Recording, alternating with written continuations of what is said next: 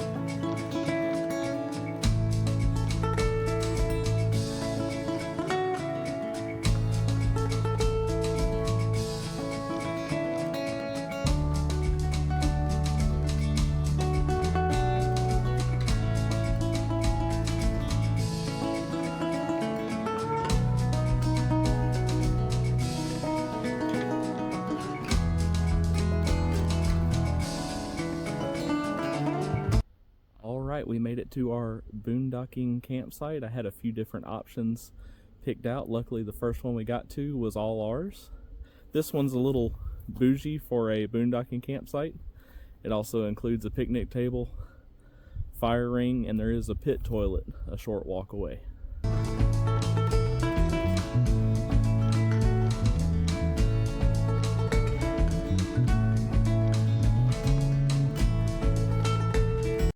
So this is a really nice place, so I'm not sure how much information I want to give out on it. I don't like being a gatekeeper.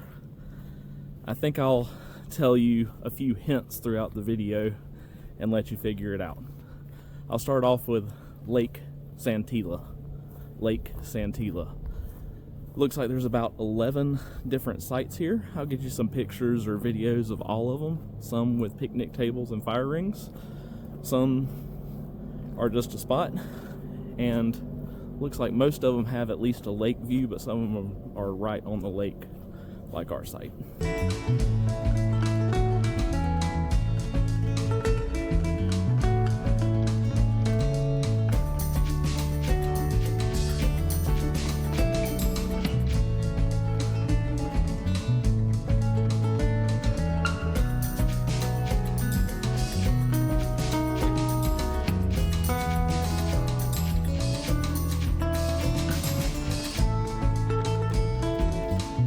Sites are operated by the U.S. Forest Service. There is a 14-day maximum stay limit in a 30-day time span. And as I mentioned, there is a pit toilet here at these sites, and many of the sites have picnic tables and fire rings. They are free and open to the public. It is apparent that there are a few people who do not respect that, but we do. We've already picked up a little trash, and we'll probably pick up a little bit more before we leave.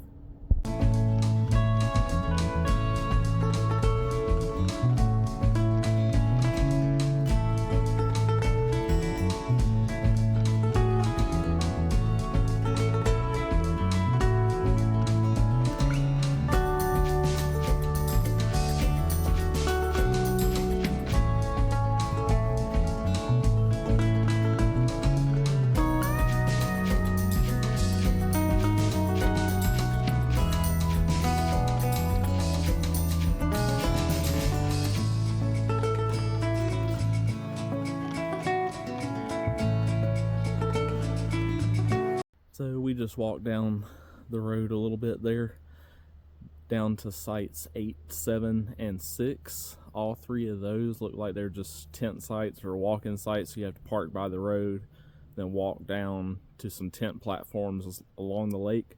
They are nice sites. It just wouldn't work if you had an actual camping rig like we do. So far it's looking like the 3 sites we're near, right here by the pit toilet, are the only ones that will accommodate a camping unit, a camper, travel trailer, everything else looks like it's tent. So, but there are no signs out here on the road, so the only way you're going to notice it is by the pit toilet here. And this goes back to that pot of 3 sites, 9, 10, and 11.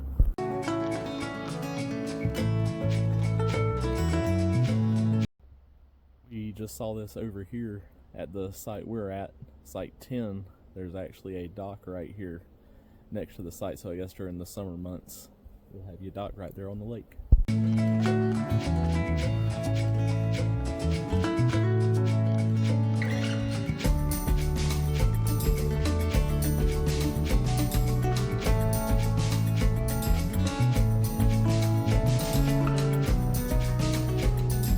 We are playing a little Uno. Carrie's trying to kick my butt at it. Sun is down behind us, starting to cool off a little bit. We're gonna start a fire here in a few minutes and start getting some supper going.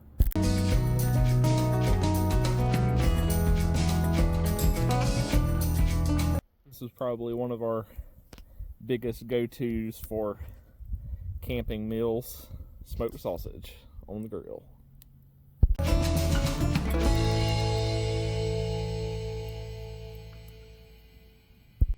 And to go with our sausage dogs, we're going to have some instant mashed potatoes. All we do is just boil up some water in the jet bowl. You can even pour it and cook it in the pack if you want to, although it's a little harder to get it to rehydrate.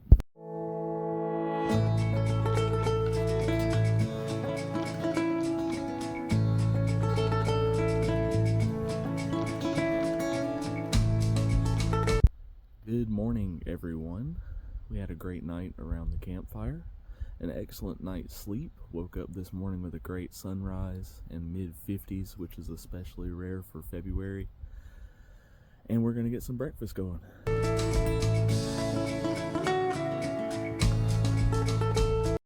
So for breakfast this morning, we have some instant grits. We always cook them in these Ziploc bags. It says you're not supposed to, but we've never had any problems over the probably 3 or 4 years we've been doing it. You can just put the instant grits in there, put the water in, kind of mix it around. Then we also cut up some of our leftover sausage dogs from last night, so that's going to make for some extra protein and a good breakfast. So what is boondocking compared to what we've normally done? Really not a whole lot different than what we normally do, but depending on who you ask, they might have a different definition for it. I've seen some people claim boondocking as just not having power or water hookups. I would take it a step further and say you have to be completely self-contained or self-reliant. You have to have everything you need to stay the night. And the only thing we were missing from that was a bathroom, which we have back there in that little green tent. And we didn't know that there was going to be a pit toilet here. But we'll definitely take that. We'll still count it as boondocking. I would also say normally you would associate it with either a free campsite or very low cost. And this site was free.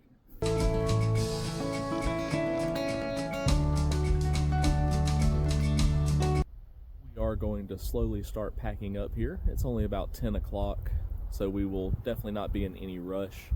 We're probably going to go check out a few other potential boondocking sites close by and explore around the area here, Lake Santilla, and then make our way back towards Robbinsville, North Carolina, which is only about 10 minutes from the site, and gives you an opportunity for a few grocery stores as well as some fast food places. If you're in the area, you won't be far from any necessities.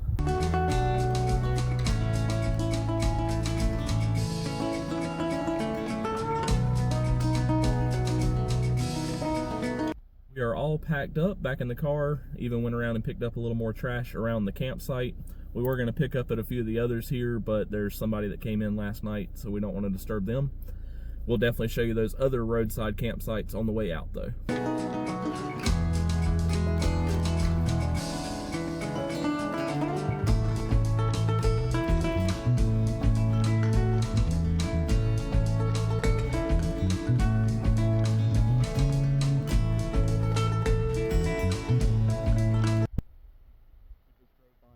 There are tent sites beside the road, and they look like they are just that. You can park beside the road, and then there's a platform down by the lake for any tents. So those are options for them.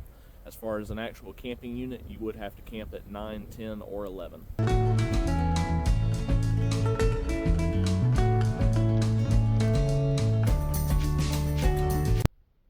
are cruising around just a little bit, and along Joyce Kilmer Road there are a few other tent spots. It looks like you might be able to camp beside the road in a pinch if you needed to, but again, that's along Joyce Kilmer Road.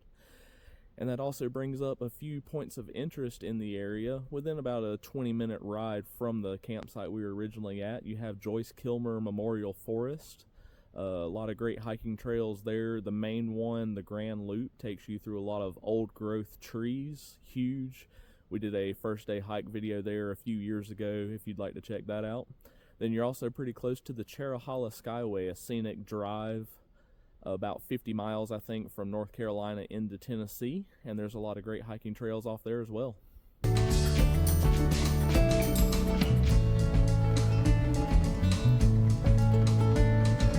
Also in this area, the Horse Cove campground, there's an upper and a lower loop. The upper loop is closed due to water issues with the restroom. The lower loop is open, no water.